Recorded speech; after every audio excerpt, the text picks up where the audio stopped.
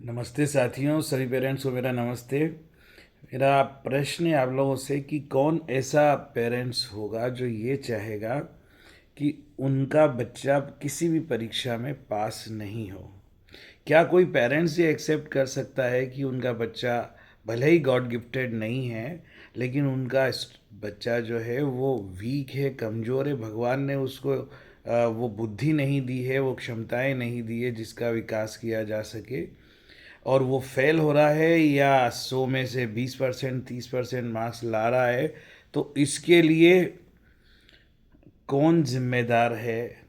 बच्चा जिम्मेदार है, शिक्षक जिम्मेदार है, या पेरेंट्स जिम्मेदार है, या सब मिलकर जिम्मेदार है? इस बात पर विचार करने के लिए ही पेरेंट्स टीचर मीटिंग होती है, काउंसलिंग के प्रोग्राम होते हैं, बहुत सारी बातें होती है। लेकिन मेरा जो पर्सनल अनुभव है, करीब करीब 32 से 33 ईयर्स तक एजुकेशन डिपार्टमेंट में काम करने के बाद अगर मैं ये कह सकता हूँ दावे के साथ, तो बात यह है कि किसी भी विद्यार्थी को पास होने के लिए कोई भी रोक नहीं सकता। जिस तरह से स्वतंत्रता हमारा जन्म सिद्ध अधिकार है, इसी तरह से शिक्षा प्राप्त करना और परीक्षा में उत्तीर्ण होना भी बच्चे का अधिकार है। लेकिन अधिकार कर्तव्य से प्राप्त होते हैं, अधिकार अपने आप प्राप्त नहीं होते। और बच्चों की असफलता के लिए अगर कोई जिम्मेदार है तो खुद बच्चा जिम्मेदार है ही नहीं, किसी भी तरह से नहीं है। मेरा ये मानना है, हर बच्चे में, ईच एंड एवरी स्टूडेंट्स में अद्वितीय क्षमताओं के विकास की संभावनाएं होती है। ईश्वर ने हर बच्चे को वो सारे गुण दिए हैं, वो सारी क्षमताएं दी है, वो सारी कैपेबिलिटी दी है। सबके क्रोमोसोम वैसे ही हैं, लेकिन रियलाइज कौन कितना करता है और सपोर्ट कौन कितना करता है, इस पे डिपेंड करता है। यहाँ पर आकर के पेरेंट्स की भी और टीचर की भी भूमिका बहुत महत्वपूर्ण हो जाती है। पेरेंट्स की भूमिका क्या है भाई? स्कूल में उन बच्चों के पेरेंट्स अक्सर मिलने जाते हैं टीचर से जिन बच्चों के मार्क्स अच्छे होते हैं, जिन बच्चों के पेरेंट्स से डिस्कशन करने की, पेरेंट्स टीचर मीटिंग की बहुत ज़्यादा आवश्यकता विद्यालय को नहीं होती है। लेकिन ऐसे बच्चों के पेरेंट्स बराबर जाते हैं और उन बच्चों की और आगे की प्रोग्रेस के लिए, उनके करियर के लिए, उनकी बेहतरी के लिए, उनके हायर अचीवमेंट के लिए वो चर्चाएं करते हैं।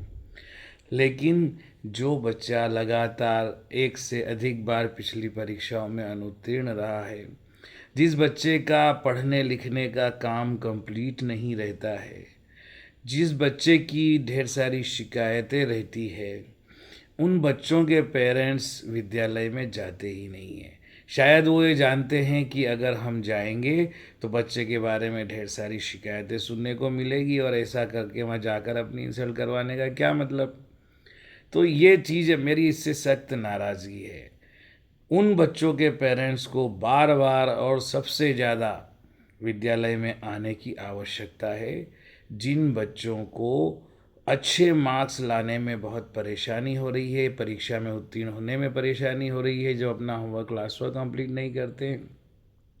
पेरेंट्स इतना तो कर सकते हैं कि बच्चे की कॉपी 2 महीने 3 महीने से चेक नहीं हुई है। मान लीजिए ऐसा है, बच्चे ने शिक्षक को कॉपी दी ही नहीं है, दिखाई ही नहीं है, और शिक्षक ने इस वजह से शायद चेक नहीं की है।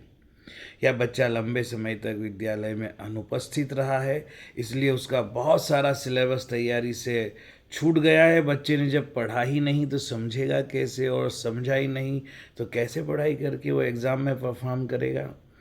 कम से कम हफ्ते में एक बार, 2 हफ्ते में एक बार हर पेरेंट्स को अपने बच्चे के बैग को टटोलना चाहिए, उसकी कापियाँ देखना चाहिए, और ये भी देखना चाहिए कि बच्चे ने कौन सी तारीख तक लिखा है, विद्यालय ने कौन सी तारीख तक उसमें काम करवाया है, और किस तारीख तक, किस डेट तक बच्चे की कापी चेक हो गई है।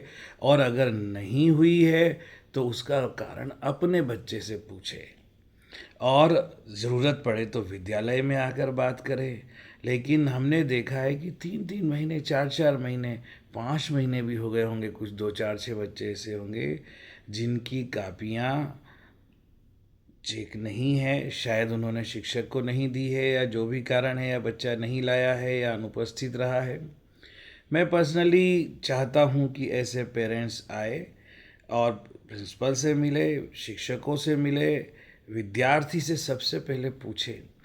और एक और बात है जो बहुत ही इम्पोर्टेंट है, हर परीक्षा के बाद पेरेंट्स चाहे विद्यालय आकर के कॉपी देख सकता है कि बच्चे ने उसमें कुछ किया है या नहीं किया है, स्टूडेंट ने उसमें कुछ लिखा है या नहीं लिखा है, फेल हुआ तो किस कारण से फेल हुआ, जो क्वेश्चन वो कर नहीं पाया उसका कारण क्या है।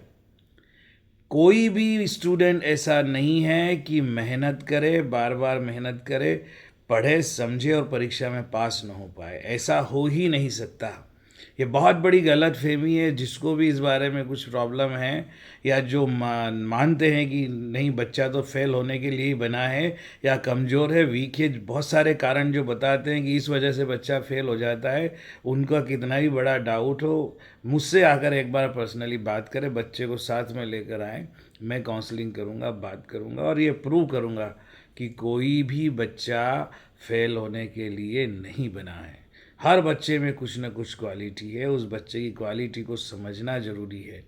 हम लोग करते क्या है, कभी पेरेंट्स बोल बोल करके बच्चे को, कभी टीचर बोल बोल करके बच्चे को हम उस पर ठप्पा लगा देते थे, उसका लो अचीवर होने का, उसका स्लो लर्नर होने का, उसके कमज़ोर होने का और उसके मंद बुद्धि होने का। जबकि भगवान ने उसको मंदबुद्धि बनाया ही ना है। मैंने ऐसे कई बच्चों को देखा है कि जब बच्चा 12th करके निकल जाता है या फेल होके निकले या पास होके निकले, लेकिन जब वो माँ बाप और पेरेंट्स के और शिक्षकों के चंगुल से बाहर हो जाता है तो मैंने पर्सनली देखा है कि वो बहुत बढ़िया, अगर बिजनेस में जाएगा तो एक्सीलेंट बिजनेसमैन बनता है। ऐसे भी कई उदाहरण है कि 3rd डिवीजन से 12 करने के बाद फिर ग्रेजुएट में अच्छा करते हैं, ग्रेजुएशन में, और आईएएस आईपीएस तक बनते हुए देखे हैं, और जिस जॉब में बहुत अच्छा लीडरशिप की क्वालिटी भी उनमें रहती है। तो अभी तक उसको कौन दबा रहा था। हमें भी पेरेंट्स को बहुत सोचने की ज़रूरत है कि हम अपने बच्चे को टाइम कितना देते हैं और हमें टाइम वास्तव में उससे कितना देना चाहिए, कितनी बार उसके पास बैठते हैं, उसकी समस्याएं पूछते हैं। शिक्षकों की भी उतनी ही जिम्मेदारी है।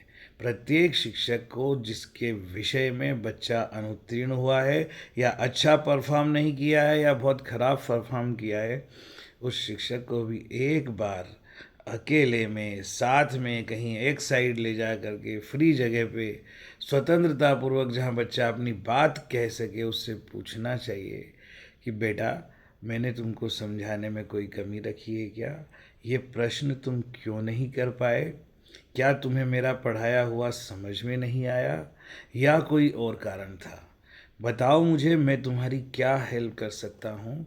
तुम्हारे अंदर क्वालिटी है, तुम कर सकते हो और तुम बहुत अच्छे बच्चे हो, लेकिन तुम अपनी बात जो है ठीक से रखते नहीं हो। शायद कहीं ना कहीं कोई गड़बड़ है जिसकी वजह से तुम हमसे कनेक्ट नहीं हो पा रहे हो। बेटा, एक बार ऐसा पूछने में जाएगा क्या? अब जितनी जिम्मेदारी शिक्षक की है, पेरेंट्स की भी तो जिम्मेदारी है। उस बच्चे को अपने पास में बैठा कर पूछे, बेटा क्या बात है, कौन से शिक्षक तुम्हें बहुत अच्छे लगते हैं जिनकी बात समझ में आती है, जिसमें तुम पास हो जाते हो? कौन से शिक्षक है जिनका तुम्हें शायद कोई, तुम अपनी बात उनके सामने नहीं रख पाते और दोबारा नहीं समझ पाते और परीक्षा में अनुत्तीर्ण हो जाते हो? हम तुम्हारी क्या मदद कर सकते हैं? और कभी कभी जरूरी नहीं है बच्चे से ही पूछे, बच्चे को बिना बताए। कई बार बच्चे खुद मना कर देते हैं, हमारे स्कूल में मत आना, हमारे टीचर से बात मत करना, नहीं तो हमारे साथ और कुछ शायद निगेटिव होगा। लेकिन ये बहुत बड़ी गलत फहमियाँ, ऐसा बिल्कुल नहीं होना चाहिए। ऐसा करने वाले लोग अल्टीमेटली स्टूडेंट का नुकसान करते हैं, बच्चे का नुकसान करते हैं। बिना बताए बच्चे को, पेरेंट्स को आना चाहिए। आपका बच्चा आपकी सबसे बड़ी दौलत है। टीचर रहेगा ना रहेगा, स्कूल में 4 साल बाद चला जाएगा, पेरेंट्स रहेगा ना रहेगा, प्रिंसिपल रहेगा ना रहेगा, वो कहीं चला जाएगा, लेकिन एक बात का ध्यान रखिए, आपका बच्चा जीवन भर आपके साथ में रहेगा। वो आपकी सबसे बड़ी पूंजी है। उसको प्यार कीजिए, उसका ध्यान दीजिए, उसके साथ अपनापन प्रकट कीजिए। ये समय, ये वक्त चला गया, तो फिर नहीं आएगा। इसलिए जितना समय, जितना बेहतर बच्चे के लिए कर सकते हैं, मिलकर के करने की कोशिश कीजिए। एक बात ध्यान रखना, मैं स्पेशली शिक्षकों के लिए, मैं खुद भी शिक्षक हूँ, अपने आप को टीचर ही मानता हूँ, और मैं अपने लिए शिक्षक के रूप में आप लोगों को ये कहना चाह रहा हूँ कि यही एक प्रोफेशन है जिसमें हम आउटपुट नहीं देते हैं तो भी सैलरी बढ़ती है। आज तक आज तक गवर्नमेंट सर्वेंट में गवर्नमेंट टीचर को फेल कर दिया, अगर मान लो बच्चों को, या उसने मेहनत की और बच्चे उत्तीर्ण नहीं हो पाए, मान लीजिए वो 200 बच्चों को, 4 क्लास के 200 बच्चों को पढ़ा रहा है, और अगर 20-25 बच्चे फेल भी हो गए तो भी टीचर का इंक्रीमेंट नहीं रुकता है, शिक्षक की सैलरी बढ़ती है। कोरोना टाइम के बाद में भी बढ़ी है, कभी कम नहीं हुई। लेकिन एक बात ध्यान रखिए, जिस दुकानदार का शटर बंद होता है जिस दिन, उस दिन उसकी इनकम नहीं होती है। जिस दिन दुकानदार अपनी शॉप पे मिलावट का सामान बेचता है, उसे फूड इंस्पेक्टर आके पनिश कर सकता है, ग्राहक उसके ख़त्म हो जाते हैं। ये गवर्नमेंट टीचर का, गवर्नमेंट शिक्षक का जो है, इसमें कहीं कोई प्रभाव नहीं पड़ता। बच्चे कम हैं तो भी सैलरी उतनी है, बच्चे ज़्यादा है तो भी वेतन उतना ही है। और कम तो होना ही नहीं है, इंक्रीमेंट साल का जो लगना है लगना ही है, डीए जो बढ़ना है बढ़ना ही है। कैसी बढ़िया नौकरी है कि इस जॉब में नुकसान होता ही नहीं है। सोचिए, किसान बेचारा फसल कितनी मेहनत करता है। एक किसान निंदाई गुड़ाई करता है, मिट्टी को बीज बोने लायक बनाता है, पूरा परिवार उसका लगता है, और वो बीज डाल दे खेत में, और साल भर बाद आए, 6 महीने बाद आए, 3 महीने बाद आए, जब फसल आती है कि बस डायरेक्ट अब काटने जाएगा, तो क्या फसल आ पाएगी? उसको टाइम टाइम पे उसकी निंदाई गुड़ाई ध्यान रखना पड़ता है, कीटनाशक डालना पड़ते हैं, निगरानी रखना पड़ती है, पक्षी न खा जाए, कीड़े न खा जाए, जानवर खेत में न घुस जाए। रात की नींद और दिन का चैन जब वो बेच देता है किसान, तब वो मिट्टी से सोना उगाता है, फसलें उगती है। लेकिन अतिवृष्टि हो गई, जोरदार पानी गिर गया, तो फसल नष्ट। उसका लगाया हुआ श्रम, उसकी धरती, उसकी पूंजी, उसके पूरे परिवार की मेहनत, और उसने बीज पे जो पैसा खर्च किया, कीटनाशक पे जो पैसा खर्च किया, सब मल्टीप्लाई बाय जीरो, उससे कुछ नहीं मिलता है। और अगर अतिवृष्टि न हुई, सूखा पड़ गया, तो भी वही हालत है। लेकिन सूखा पड़े या गीला पड़े, कुछ भी हो, शिक्षक ने एक बार गवर्नमेंट जॉब ज्वाइन कर लिया, कोई माई का लाल उसे नौकरी से नहीं निकाल सकता। इसलिए शिक्षकों की जिम्मेदारी समाज के प्रति बहुत है। कभी सोचे कि देश का सिपाही सीमा पर जिस तरह से लद्दाख में बैठा हुआ, ग्लेशियर में, और कहाँ कहाँ कारगिल में, और चाइना की बॉर्डर पे, और टाइबेट की बॉर्डर पे, कहाँ कहाँ कितने -डिग्री के तापमान में वहाँ बैठा देश की सीमाओं की रक्षा कर रहा है। कई बार वो जो है प्राकृतिक घटनाओं के उसमें आकर के, और कई बार उस चक्र में वो जो है नष्ट हो जाता है, मृत्यु को प्राप्त हो जाता है। उसकी पत्नी पता नहीं किसी दूरस्थ स्थान पर बैठकर बच्चे को स्कूल में एडमिट करवा करके पढ़ा रही है, रोज़ उसे भेजती है। बहुत अच्छा, ज़्यादा टैलेंटेड भी नहीं है, लेकिन एक भरोसा करती है शिक्षक पे कि मेरा बच्चा केंद्रीय विद्यालय में है, मेरा बच्चा नवोदय विद्यालय में है, मेरा बच्चा गवर्नमेंट स्कूल में है, सेंट्रल गवर्नमेंट के स्कूल में है, मेरे बच्चे की शिक्षा बहुत अच्छी होगी। ये अपेक्षाएं रखती है, क्योंकि आज उसका पति देश की रक्षा कर रहा है, अपनी नींद और अपना चैन गंवा करके। मैं समझता हूँ कि शिक्षक चैन की नींद सोने वाला व्यवसाय नहीं है।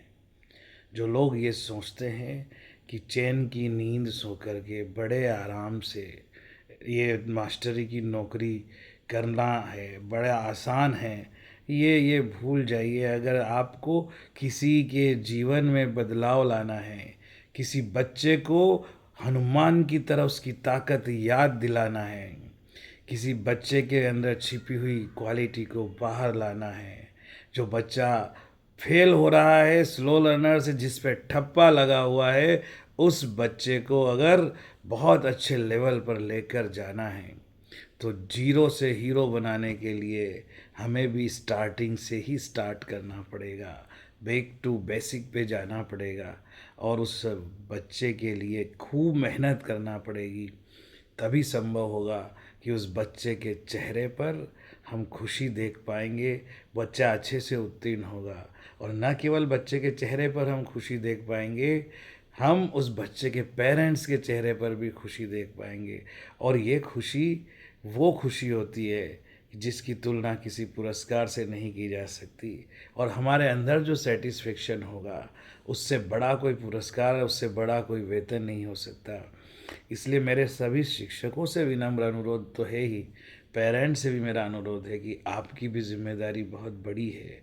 आप लोग कोई भी मौका शिक्षक से मिलने का मत गंवाइए। और विद्यालय जब guidance and counselling career programme करते हैं तब तो आप ज़रूर जाइए, है ना। और यही वो टाइम है, अगर आप अपने बच्चों को समय पर जो है उनको सपोर्ट नहीं करेंगे, उनके शैक्षिक जीवन में अगर आप सहयोग नहीं करेंगे, उनके बच्चों के पेरेंट्स के रूप में आप अपने धर्म का पालन नहीं करेंगे, कहीं ना कहीं वो बच्चा बेचारा जीवन भर के लिए एक स्टेटस में जीवन गुजारेगा। और उसको अगर अपनी शक्ति का एहसास शिक्षक और पेरेंट्स ने मिलकर करवा दिया तो बच्चे का जीवन हमेशा प्रकाशित होगा।